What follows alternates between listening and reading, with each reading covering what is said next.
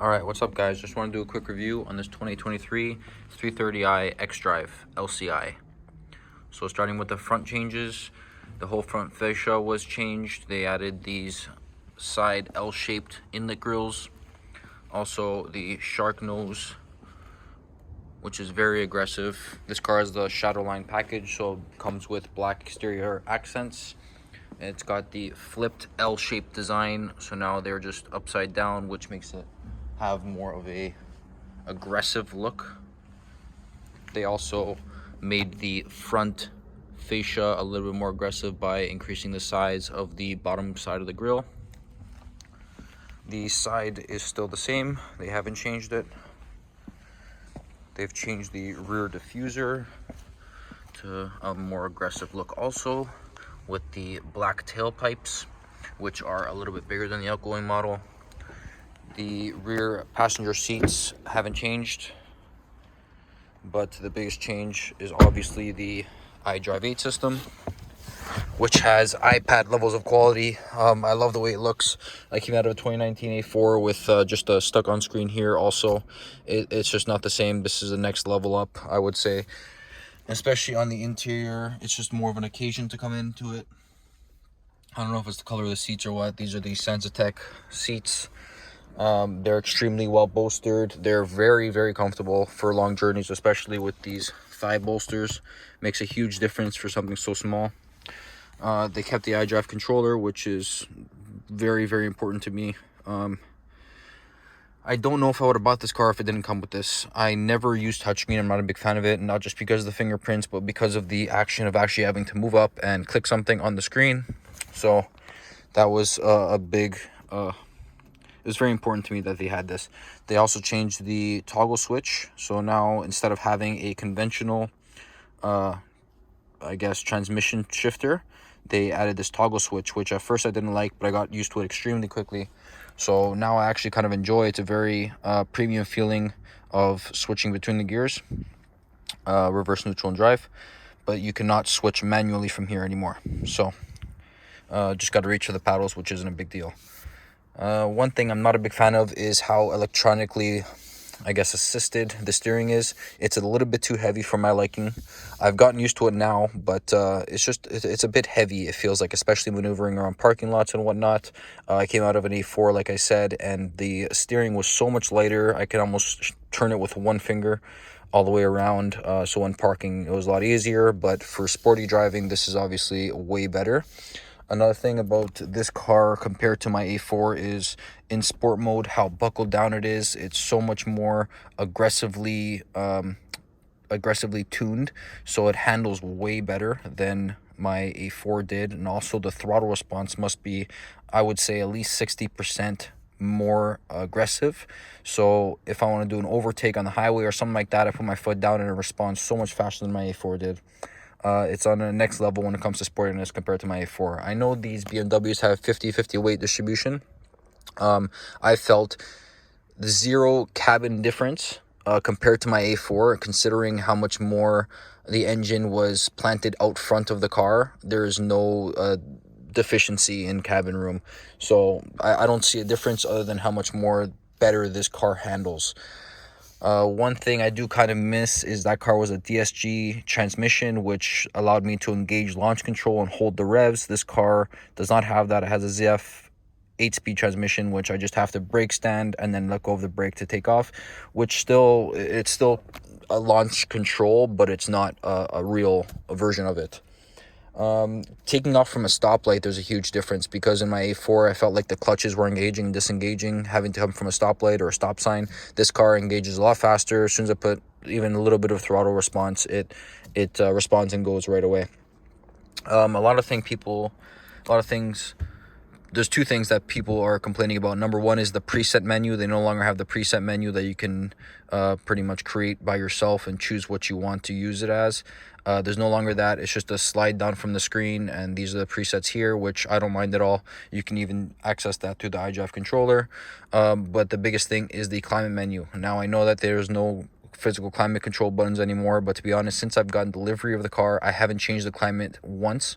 This car comes with the optional My Drive or My BMW system, which you can actually set or preset a climate control for departure time. So I leave to work every single day at the same time, and the car turns on by itself, climatizes automatically, and when I get into the car, it's perfect temperature every single time. So I haven't touched this climate menu once. And even if I had to, the climate menu is affixed to here, so it's just literally one extra click. It's really not a big deal. There's so many options you can go through that sometimes it kind of gets a little bit overwhelming. So I've set the presets. So just by clicking up on this iDrive controller, it goes to the presets, and you can set here what I use the most, and these are literally the only 4 things I use anyways.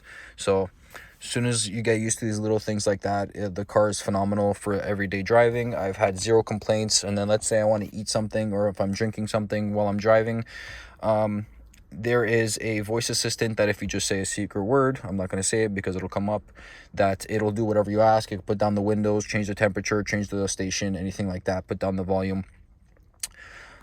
So this car is just it's a fantastic daily driver if that's what you're looking for. If I were to compare this to like a C300 Mercedes, that car is obviously more luxurious, especially on the interior. I see that they got like a lot more going on. The ambient lighting's a lot nicer, and the iPad screen now is here, so it's a more luxurious looking car.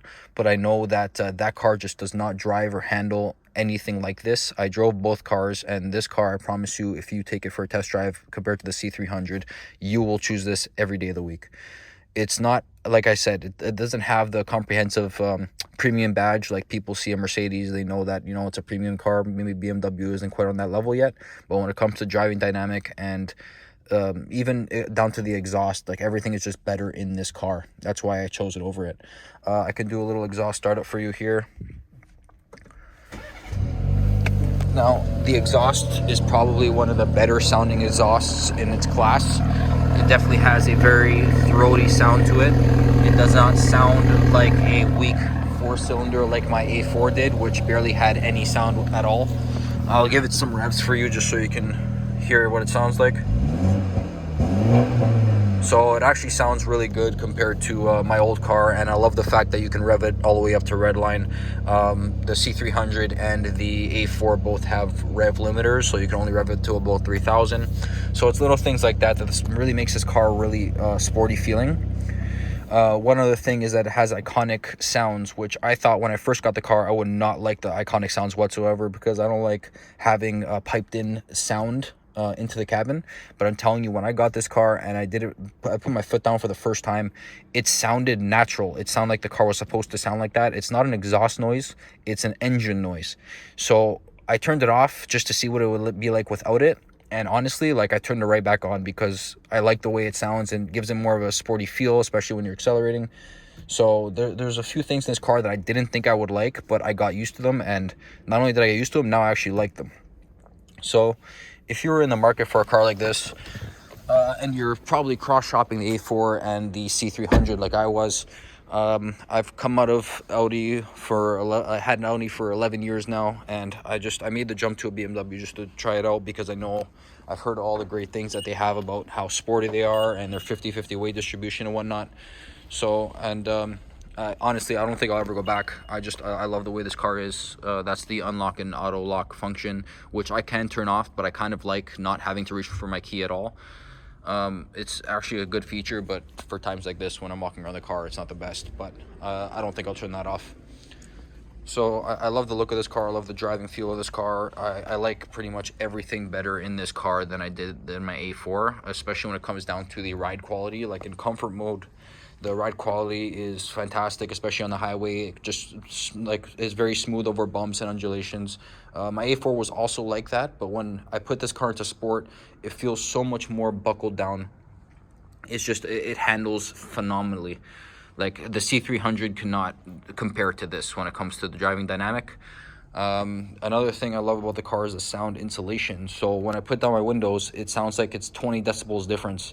Like, it's a massive difference from when my windows are up and down, because of how well it's sound insulated. Like, I can't hear any intake noises or anything like that when my windows are up, but when I put my windows down, I hear everything 10 times louder. So that's another thing I really enjoy about the car. It's very quiet inside.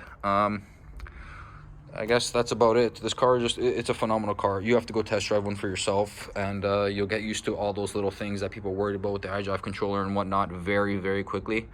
And the look of the car, it just looks so aggressive. It looks like, honestly, like a shark nose.